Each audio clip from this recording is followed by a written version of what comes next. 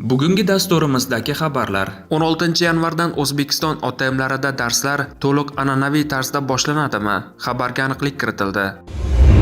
Putin bir necha vazirlari virusga chalinganini aytdi. O'qimaganimda edi, hayot shu ekan deb yuraverardim. 9 yildan beri Rossiyada ishlayotgan o'zbekistonlik muhojir hikoyasi. Endi shular haqida batafsil. 16-yanvardan O'zbekiston OTMlarida darslar to'liq an'anaviy tarzda boshlanadimi? Xabarga aniqlik kiritildi. Bugun ijtimoiy tarmoqlarda 2021-yil 16-yanvardan barcha onlayn shaklda o'qiyotgan talabalar uchun o'quv jarayoni an'anaviy shaklda boshlanadi degan xabarlar tarqaldi. Oliy va o'rta maxsus ta'lim vazirligi ushbu ma'lumotlarni rad etdi. Shuni rasman ma'lum qilamizki, oliy ta'lim muassasalarining barcha talabalarini to'liq an'anaviy ta'lim shakliga o'tkazish rejalashtirilmagan. Mazkur masalada yangilik bo'lsa, vazirlik rasmiy veb-sayti va Telegram kanali orqali ma'lum qilinadi, deyiladi vazirlik axborot xizmati xabarida.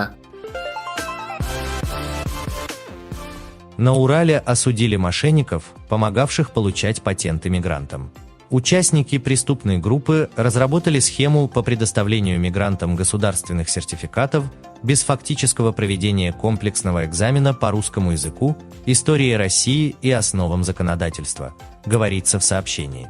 В обход экзаменов для мигрантов подозреваемые осуществляли поиск жертв, которым предоставляли услуги по выдаче нелегальных сертификатов.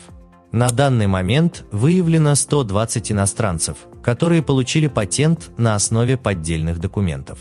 10 активных членов преступной группы приговорены к различным срокам лишения свободы с выплатой штрафов в размере до 150 тысяч рублей. Putin bir necha vazirlari virusga chalinganini aytdi. Hozirda Rossiya hukumatining bir necha vaziri virusga chalingan, biroq ular o'z uylaridan yoki shifoxonadan o'z ishlarini davom ettirmoqda. Bu haqda Rossiya prezidenti Vladimir Putin ma'lum qildi. Putin buni Rossiya prezidentining inson huquqlari bo'yicha kengash yig'ilishida kengash a'zosi Ekaterina Vinokurovaning chiqishiga javoban ma'lum qilgan. Biroq Rossiya prezidenti virusga chalingan vazirlarning ismlarini ovoza qilmagan. Vinokurova hokimiyat vakillari oddiy fuqarolardan farqli, virusdan eng yaxshi sharoitlarda davolanishlari yoki cheklovlarga rioya qilishdan bosh tortishlariga Putinning e'tiborini qaratgan. U bunga misol sifatida Vladimir oblasti gubernatori Vladimir Sipyaginning virusdan davolanish uchun Moskvaga ketganini keltirib o'tgan. Davolanishga kelsak, bemor qayerda davolanishi kerakligini shifokorlar belgilaydi, deb javob qilgan Putin. Rossiya rahbarining ta'kidlashicha, regionlarning ko'plab rahbarlari va vazirlar qayerda yashasalar, shu yerda davolanishadi. Darvoqe ulardan aksariyati uyda, kimdir esa shifoxonada, deb qo'shimcha qilgan Putin. O'qimaganimda edi, hayot shu ekan deb yuraverardim. 9 yildan beri Rossiyada ishlayotgan o'zbekistonlik muhojir hikoyasi. Ismim Sanjar, yoshim 38 da, Navoiy viloyatidanman. 9 yildan beri Rossiyadaman. 2 nafar farzandim bor. Ular O'zbekistondaligi uchun 1 yoki 2 yilda borib kelaman. Maktabda yaxshi o'qiganman. Ulg'ayib kimdir bo'lishni, hayotda o'z o'rnimni topishni orzu qilardim. Ammo soddaligim tufayli kelajagimga, orzularimga nuqta qo'yilgan. Keling hammasini batafsil aytib beraman. 9-sinfni bitirib tumanimizdagi biznes maktabda qishloq xo'jaligi hisobchisi, oziq-ovqat mollari sotuvchisi yo'nalishida o'qiganman. U yerga meni o'qishga olib borgan insonni ham, uning gaplariga laqqa ishongan o'zimni ham haligacha kechira olmayman. Biznes maktabida 10-11-sinfni tamomlab, Navoiy davlat pedagogika institutiga hujjat topshirishga borganimda hujjatlarimni qabul qilishmagan. Sababi menda 11-sinfni tugatganim to'g'risidagi attestat o'rniga biznes maktabidan berilgan diplom bor edi xolos. O'sha maktabda faqat kasbga oid darsliklar o'tilardi. Masalan, tovarshunoslik va hokazolar. Ona tili, adabiyot, tarix kabi fanlar o'tilmasdi. Shu bois diplomimda bu darslarning baholari bo'lmagan. O'qishga qabul qilish uchun bu juda ahamiyatli edi. Qaniydi hammasini ortga qaytarib bo'lgandi. Xullas, oliygohlarga ham shu diplomni deb hujjatlarim qabul qilinmagan. Buxgalteriya sohasi men uchun emasdi. Bor yo'g'i 2 oy shu kasb bo'yicha ishladim va ishdan bo'shadim. Hayotdan soviganim, qiziqishim so'ngani uchun yashagim kelmasdi.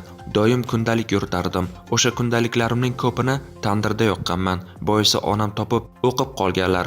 o'zini bir nima qilib qo'ymasin deb qo'rqib, doim meni kuzatib yuradigan bo'lgan. Chunki kundaligimda faqat ushalmagan orzularim, tez orada o'lishim haqida yozardim. 3 yil tumanimizdagi bir fermer xo'jaligida ota-onam, singlim va ukam bilan dalada ishladik. Erta-yu kech ketmon chopishni o'zimga ravo ko'rmasdim. Nega buncha o'qidim, o'qimaganimda edi, hayot shu ekan deb sabr qilib yurgan bo'lardim. Nimaga men boshqalarga o'xshamayman, nega bu oilada tug'ildim deb ota-onamni ko'p xafa qilganman. Hozir bundan juda pushaymonman va shu oilada tug'ilganimdan faxrlanaman. 2011-yil ota-onamning qarshiligiga qaramay Rossiyaga keldim. Sababi ko'pchilik tengdoshlarim allaqachon uy-joy qurgandi. Bu orada ikkinchi qizim ham dunyoga kelgandi. Ularni kelajagini ta'minlash va menday sarson bo'lmasdan yaxshi o'qib, aynan televideniyega ishga kirib, kasbimni davom ettirishlari uchun sharoit yaratishim kerak edi. Xudoga shukr, ayni damda ikkala qizim ham yaxshi o'qiydi. Kattasi sinf sardori, molga qarash, dalada ketmon chopishdan ozod. Muntazam dars qiladi. Stol-stul, kitob javoni, hatto noutbuklargacha olib berganman. Ko'chalarda qolib, ochlikdan qor yeb, o'rmon o'rtasidagi vagonchalarda yotib qiynalganman. Ammo qo'ni-qo'shni, xotin-urug' oldida qanday quruq qo'l bilan qaytaman deb qolishga majbur bo'lganman. Uydagilarga qo'ng'iroq qilganimda xavotir olishmasin deb bu yerlarni doim maqtardim. 9 yil mobaynida juda ko'p shaharlarda, ishxonalarda ishladim. Shunday kunlar bo'ldi. Ruslarning Pasxa bayramida qabristonlardan shirinlik va qaynatilgan tuxumlar olib kelib yedik. Biroq Yaratganning bergan hech bir sinovidan nolimayman. Aynan shu sinovlar meni kuchli, irodali qildi.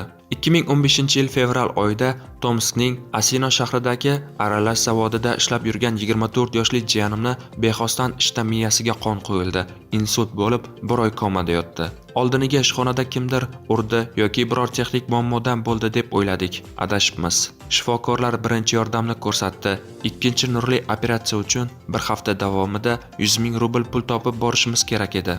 Bir hafta ichida buncha pul topa olmasligim aniq edi. Ish yurituvchimiz Irina Pavlova bilan moddiy yordam so'rash maqsadida Tomskdagi konsulga bordik. U yerda buxorolikmi, g'ijdivorlikmi bir akaxon ishlarkan. Iltimos qilib vaziyatni tushuntirdik. U esa yordam qila olmasligini aytdi. Siz muhojirlarga yordam bera olmasangiz, bu yerda nima qilib o'tiribsiz? Nahot shunday og'ir paytlarda davlat yordam ko'rsatmasa deganimga, u sendaylar O'zbekistonga ham kerakmas. Kerak bo'lganlaringda yurtimizda yurgan bo'larding, degandi. Unday bo'lsa o'zingiz Rossiyada nima qilib yuribsiz? Yana bir vagon qarindoshlaringiz bilan deb chiqib ketganman. Bilaman, birovga yomonlik tilamaslik kerak, lekin o'sha paytda gaplari jonimdan o'tganidan u va unga o'xshaganlarning farzandlari bizday sarson bo'lishini, shu kunlar boshiga tushishini Xudodan so'raganman. Pul topa olmay sarson bo'lishimni ko'rayotgan shifokorlar shuncha pulga operatsiya qilganimiz bilan baribir oldingiday bo'lmaydi.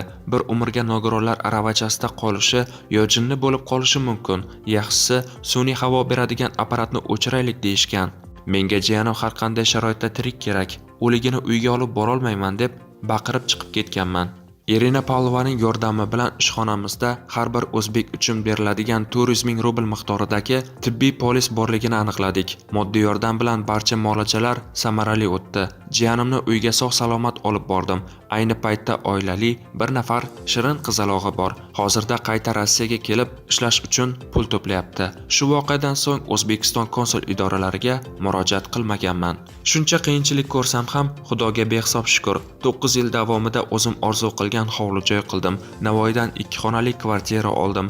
Oxirgi niyatim ukam bilan birga yana bir necha yil ishlab pul yig'ib O'zbekistonda tadbirkorlikni boshlamoqchimiz. Ukam qurilish sohasiga juda qiziqadi.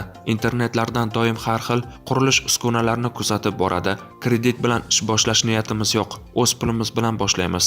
Chunki bizni yo'l yo'riq ko'rsatib, qo'llab-quvvatlaydigan tadbirkor qarindoshimiz yo'q. Zarar ko'rsak ham o'zimizning pulga kuyamiz. Davlat bergan kreditiga emas. Axir uni ham to'lash bor. Ko'p maqol, ko'p ibora bor, lekin hammasi ham bizga to'g'ri kelavermaydi. Eskilar daraxt bir joyda ko'karadi deyshadi. Ammo men maqolga amal qilsam, o'sha fermer xo'jaligida ketmon chopib ishlab yurishim kerak edi. Ketmonim hech qachon uchmasdi. Dunyoda shunday chiroyli joylar borligini bilmasdim. Inson daraxt emas, u doim harakatda, izlanishda bo'lishi kerak. Hayotda o'z yo'lini topolmayotgan ukalarimga maslahatim, hech qachon taslim bo'lmang. Hayotning zarbalari yo'q qiyinchiliklarida sinib qolmang. O'zimdan misol, Allohning har bir bandasi uchun ajratib qo'ygan yorug' kunlari bor ekan. Niyatni poklang, harakat qiling. izlagan imkon topar. Yaxshiyam 5 marotaba jonimga qasd qilganimda Xudo meni asragan ekan. Asramaganida shunday orzu-havas va farzandlarimni ko'rmay o'lib ketarmidim. Har kuni shukr qilib, dalada ketmon chopib, faqat paxta payti qo'lim pul ko'rib, eski kiyim sotarlardan kiyim olib yurganimda kimdir kun kelib, hozirdagi uy-joyim va kvartiram bo'lishini aytganida ishonmasdim. Ertagingni boshqaga ayt derdim. O'qishga kira olmagan paytlarim qattiq o'qiganim uchun afsuslangandim, ammo o'sha bilimlarim sabab hayotda o'rnimni topdim. Hozir farzandlarimga ham imkon borida o'qib olinglar. Faqat universitetga kirish, diplom olish uchun emas, o'zingiz uchun ilm olinglar deyman. Eng muhimi hayotdan hech qachon nolimang. Qo'lingizdagi imkoniyatni kimdir olib qo'ysa ham peshonangizga yozilganiga hech kim to'sqinlik qila olmas ekan. Har kimning bir og'rig'i, armoni bor. Ayrimlarga o'xshab YouTube'ga chiqib olib nolimasdan o'zingiz uchun o'zingiz harakat qiling, kurashavering. Chunki sizga baxt berishga hech kim majbur emas.